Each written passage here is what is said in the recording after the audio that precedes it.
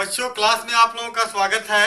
आज हम लोग पढ़ेंगे बल तथा गति के नियम। ये हमारा दूसरा चैप्टर है।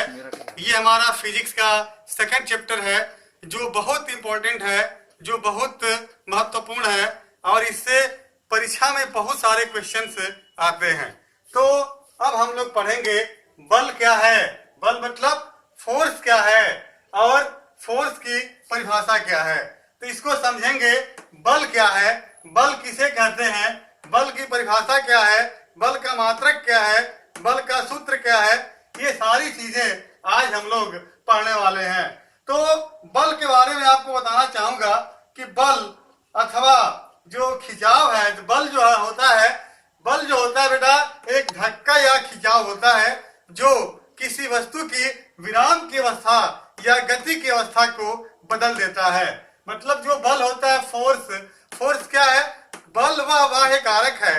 बल वह बाह्य कारक मतलब बाहर से कार्य करने वाला, जो किसी भी ऑब्जेक्ट की मतलब किसी भी वस्तु की रेस्ट स्टेट मतलब विराम की अवस्था या मोशन की स्टेट मतलब गति की अवस्था को क्या करता है, बदल देता है।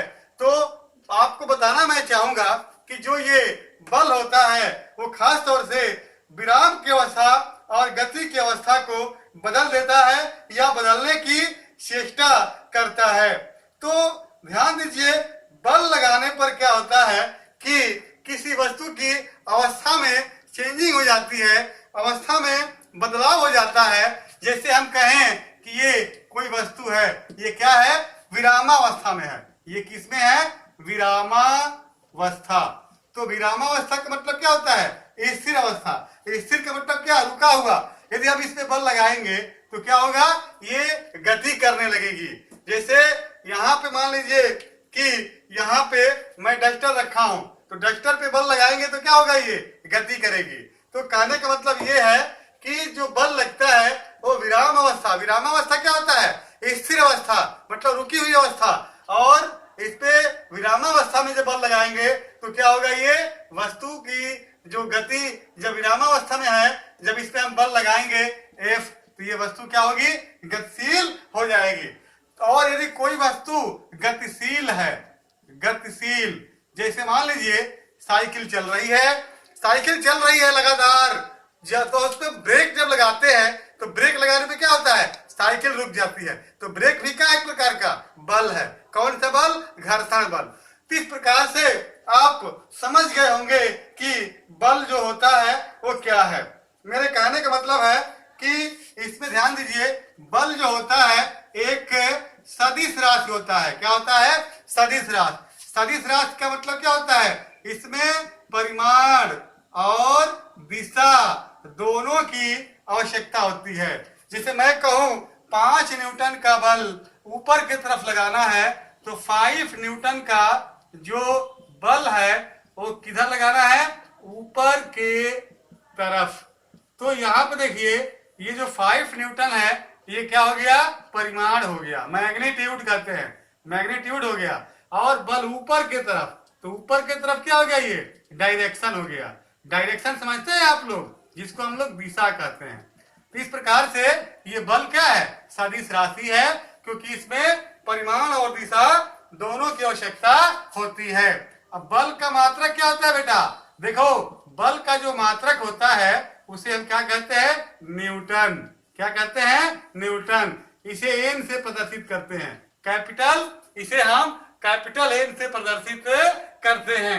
इस प्रकार से आप समझ गए होंगे कि जो ये बल होता है ये क्या होता है, बल वह धक्का या खिंचाव है जो किसी वस्तु की विराम की अवस्था या गति की अवस्था को बदल देता है। बल का मात्रक न्यूटन होता है और बल क्या है, सदिश राशि है। अब देखिए, बल जो होता है वो 2 प्रकार के होता है। अब मैं आप लोगों को पढ़ाऊंगा बल के प्रकार। बल के प्रकार, ध्यान दीजिए, बल के प्रकार में 2 प्रकार के, इसमें बल जो होता है बेटा वो 2 प्रकार के होता है। एक होता है संपर्क बल, संपर्क बल, और दूसरा होता है असंपर्क असंपर्क बल। तो संपर्क बल को क्या कहते हैं? Contact force. Contact force. इसको क्या कहते हैं? Non contact force. अब यहां ध्यान दीजिए, कांटेक्ट फोर्स। कांटेक्ट मतलब क्या होता है? संपर्क। ये क्या होता है कि जब एक वस्तु जब दूसरी वस्तु से जब संपर्क में आती है, संपर्क मतलब क्या होता है? टच करके बल लगाती है, तो उसे हम कहेंगे क्या? संपर्क बल। संपर्क बल का मतलब ये होता है, ध्यान दें कि आपको बताना मैं चाहूंगा कि जैसे मान लीजिए कि यहाँ पे ये वस्तु, यहाँ हाथ पे वस्तु ये रखी है। अब इस डस्टर पे, अब इस पे क्या करेंगे हम? अब इस पे हम क्या करेंगे? बल लगाएंगे। तो अब हम चाहते हैं कि ये डस्टर यहाँ से यहाँ पे आ जाए। तो जब तक हम इसे बल कैसे लगाएंगे? टच करेंगे, छुएंगे। छूने के बाद ये देखिए यहाँ पे आ गई। तो ये कांटेक्ट फोर्स है। क्या ये? कांटेक्ट फोर्स है। कांटेक्ट मतलब क्या हो गया? संपर्क बल है। और ध्यान दीजिए, असंपर्क बल क्या होता है? असंपर्क मतलब होता है बेटा कि जो बिना टच के हुए होता है, मतलब जिसको हम टच ना कर पाए उसे हम कहते हैं असंपर्क बल। जैसे बिना टच किए हुए ही बल लगता है। जैसे मान लीजिए कि दो मैग्नेट है। मैग्नेट मतलब क्या होता है? चुंबक। तो दो चुंबक को हम लाते हैं, तो आप देखे होंगे कि जब दूर दूर ही रहता है तो एक दूसरे को अट्रैक्ट करने लगता है, आकर्षित करने लगता है। सटा नहीं है, लेकिन थोड़ा दूर दूर ही रहता है, लेकिन वो एक दूसरे पे बल लगाने लगता है। दोनों चुंबक चिपकने का प्रयास करता है। तो इसका मतलब ये है, वैसे बल को हम क्या कहेंगे? असंपर्क बल कहेंगे। तो वैसे बल को हम क्या कहेंगे? असंपर्क बल। तो ये मतलब संपर्क बल और असंपर्क बल आप बिल्कुल समझ गए होंगे। आपको बता दें कि जो चुंबक होता है, चुंबक भी दो प्रकार के होता है।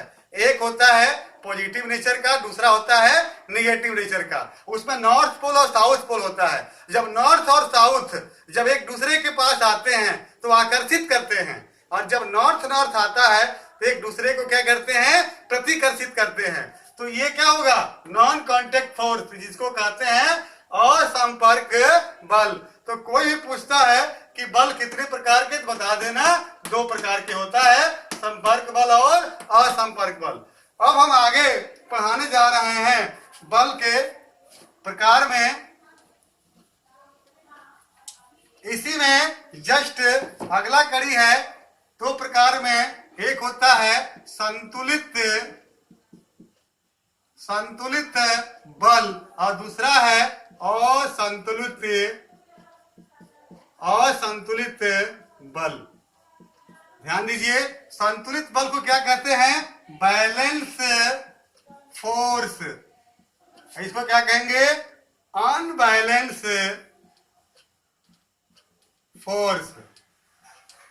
तो अब यहां पे सीखना है कि ये संतुलित बल क्या है। तो संतुलित बल जब किसी वस्तु पर एक साथ कई बल लगे हों और उसके बाद भी वह वस्तु विरामावस्था में है या गति की अवस्था में है, तो गति की अवस्था में ही रहे, मतलब उसमें कोई परिवर्तन ना हो, तो उसे हम क्या कहेंगे? संतुलित बल कहेंगे। जैसे मान लीजिए ये कोई वस्तु है, ठीक है, और ये क्या है? विरामावस्था में है। विरामावस्था में है। विरामावस्था मतलब स्थिर अवस्था। विरामावस्था को क्या कहते हैं? स्थिर। तो मान लीजिए कि इधर से कोई एक बच्चा 5 न्यूटन का बल इधर लगा रहा है और एक बच्चा इधर से 5 न्यूटन का बल लगा रहा है, मतलब इधर से 5 न्यूटन और इधर से 5 न्यूटन। तो अब बताइए कि क्या ये वस्तु तो पहले से क्या है, अब क्या ये वस्तु विरामावस्था में रहेगी कि गति करेगी? तो यदि विरामावस्था में ये है और दोनों तरफ से जो बल लग रहा है यदि बराबर है, तो ये विरामावस्था में ही बनी रहेगी। मतलब इस पे कई बल लगे हों उसके बाद भी वस्तु विरामावस्था में रहे, इस पे कोई परिवर्तन ना हो, तो इसे हम क्या कहेंगे? बैलेंस फोर्स कहेंगे, संतुलित बल कहेंगे। तो इस प्रकार से आप समझ गए होंगे कि संतुलित बल क्या होता है। असंतुलित बल में क्या होता है? असंतुलित बल में ये होता है कि जैसे इधर से मान लीजिए कि 10 न्यूटन का बल लगा और इधर से 5 न्यूटन का बल लगा, तो अब ये जो बच्चा है कमजोर है, 5 न्यूटन का फोर्स लगा रहा है और इधर से जो फोर्स है वो 10 न्यूटन का है, तो ये जो वस्तु है वो विरामावस्था में नहीं रहेगी, वो इधर गति करने लगेगी। ये किधर चली जाएगी? वस्तु इधर चली जाएगी। तो इस प्रकार के फोर्स को हम क्या कहेंगे? असंतुलित बल कहेंगे। तो हम यही कहेंगे कि किसी भी वस्तु पर एक साथ ढेर सारे बल कार्य कर रहे हो, उसके बाद भी वस्तु के विराम की अवस्था या गति की अवस्था में परिवर्तन हो जाए तो ऐसे बल को हम कहेंगे असंतुलित बल। तो इस प्रकार से आप समझ गए होंगे कि संतुलित बल और असंतुलित बल में दोनों में क्या अंतर होता है। तो मेरे कहने का अर्थ ये है कि बल का जो प्रकार है वो 2 प्रकार के होता है, एक संतुलित बल और दूसरा असंतुलित बल। अब इसमें ध्यान दें कि इसमें ढेर सारे बल एक साथ कार्य करता है और कार्य करने के बाद भी वस्तु क्या होती है? विरामावस्था में या गति की अवस्था में बनी रहती है। मतलब पहले वाली अवस्था में कोई परिवर्तन नहीं होता है, तो क्या होता है? संतुलित बल। और यदि कई ढेर सारे बल लगे हो उसके बाद भी क्या होता है? इसकी अवस्था में परिवर्तन हो जाता है, विराम की अवस्था से गति अवस्था में हो जाए तो इसे हम क्या कहेंगे? ऐसे बल को असंतुलित बल। तो इस प्रकार से आप समझ गए होंगे कि संतुलित बल और असंतुलित बल में क्या अंतर होता है। अब देखिए, संतुलित बल असंतुलित बल के कई उदाहरण भी होते हैं, बट अब हम थोड़ा सा चर्चा करेंगे गति के नियम के बारे में।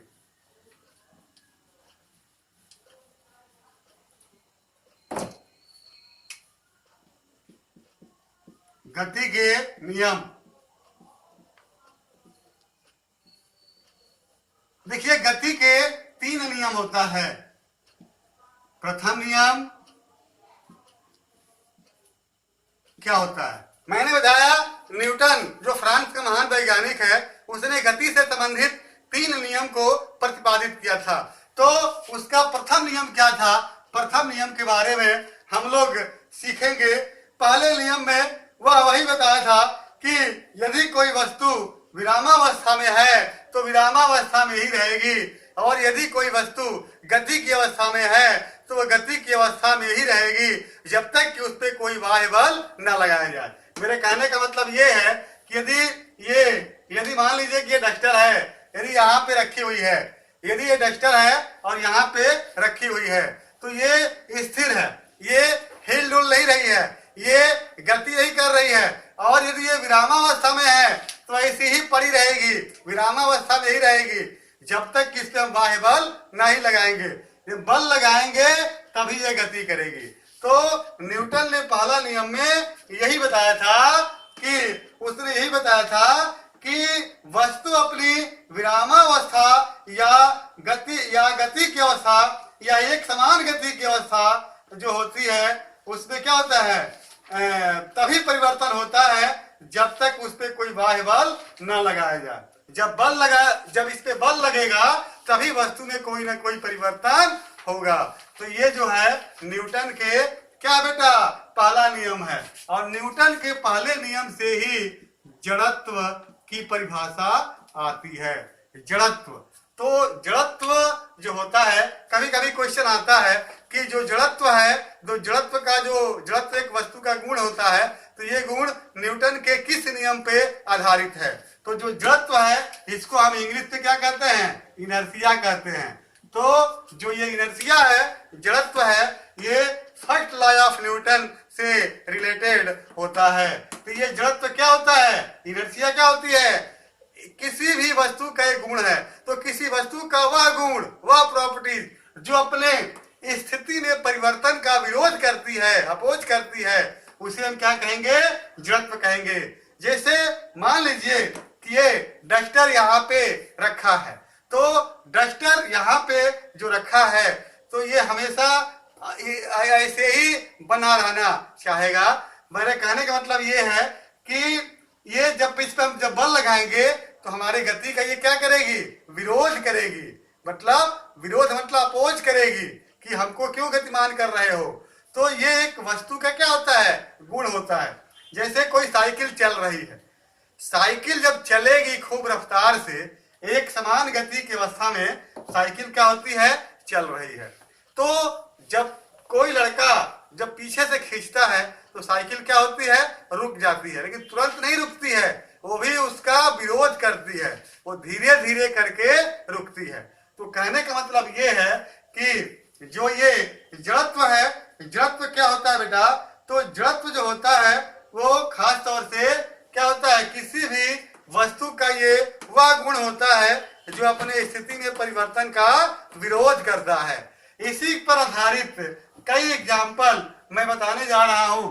आप देखे होंगे, जैसे पहला ही एग्जाम्पल ये है कि चलती गाड़ी में ब्रेक लगाने पर बैठा व्यक्ति आगे की तरफ झुक जाता है। जैसे आप गाड़ी में जा रहे हैं और गाड़ी में जाते समय क्या होता है कि आप जब गाड़ी में जाते हैं तो आप जब चलते हैं तो क्या होता है कि गाड़ी में चलते समय अचानक जब ड्राइवर जब ब्रेक लेता है तो ब्रेक लेने पे क्या होता है, आगे की तरफ व्यक्ति झुक जाता है। तो जब आगे की तरफ जब व्यक्ति झुकेगा तो क्यों झुकेगा, मैं बता रहा हूं। इसका कारण यह होता है कि जैसे मान लीजिए कि ये गाड़ी है, बस है, और ये बस में कोई व्यक्ति चल रहा है। यहाँ पे कोई व्यक्ति सीट पे क्या है, ये बैठा है, ये बैठा है ये व्यक्ति यहाँ सीट पे। तो जब गाड़ी चलती है तो गाड़ी का जो चाल है, मतलब गाड़ी की जो गति है, इसका जो नीचे का पोर्शन है वो गाड़ी की गति के साथ गति करता है, लेकिन ऊपर का पोजीशन क्या है, स्थिर है। ऊपर का पोजीशन क्या है, स्थिर। जैसे हम लोग बैठते हैं तो गाड़ी में मान लीजिए कि हम बैठे हैं तो गाड़ी नीचे चल रही है, तो गाड़ी जब नीचे चलेगी तो जो नीचे का पोर्शन है वो क्या होगा, गाड़ी के साथ टच है तो गाड़ी के साथ गति करेगा। ये सर नहीं गति करेगा, सर तो अपनी जगह पे ही रहेगा। जब गाड़ी अचानक चलती है तो आदमी क्या होता है, पीछे की तरफ झुक जाता है। क्यों, क्योंकि गाड़ी के साथ तो हमारा शरीर गतिमान है, हमारे शरीर के नीचे का पोर्शन गतिमान होगा और सर स्थिर है तो सर पीछे की तरफ ऑटोमेटिक झुक जाएगा। और जब मान लीजिए गाड़ी चल रही है, खूब तेज चल रही है, गाड़ी ने अचानक ब्रेक लगा दिया। जब गाड़ी अचानक जब ब्रेक लगाएगी तो आप आगे की तरफ झुक जाएंगे, क्योंकि आपको बता दें कि गाड़ी चलते समय आपका जो नीचे का पोर्शन है वो भी गाड़ी के साथ गति करेगा, लेकिन ऊपर का पोर्शन गति नहीं करेगा। तो अब आप जब गाड़ी रुकेगी तो नीचे का पोर्शन रुक जाएगा और ये क्या होगा, गति करता रहेगा, तो आप आगे की तरफ झुक जाएंगे।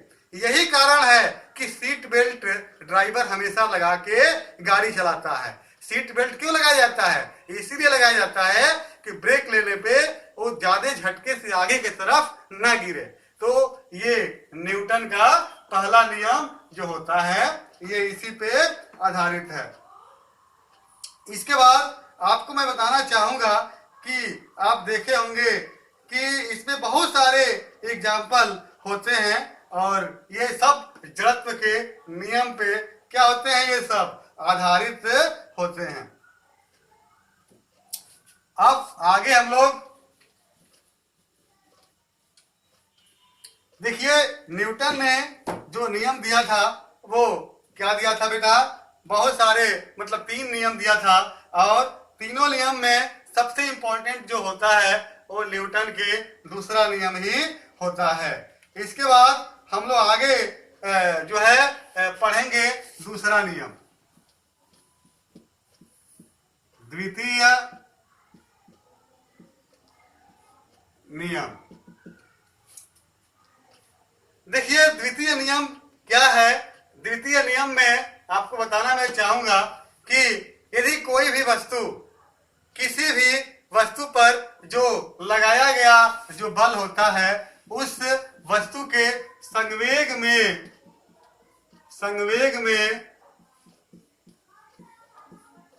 परिवर्तन की दर के बराबर होता है।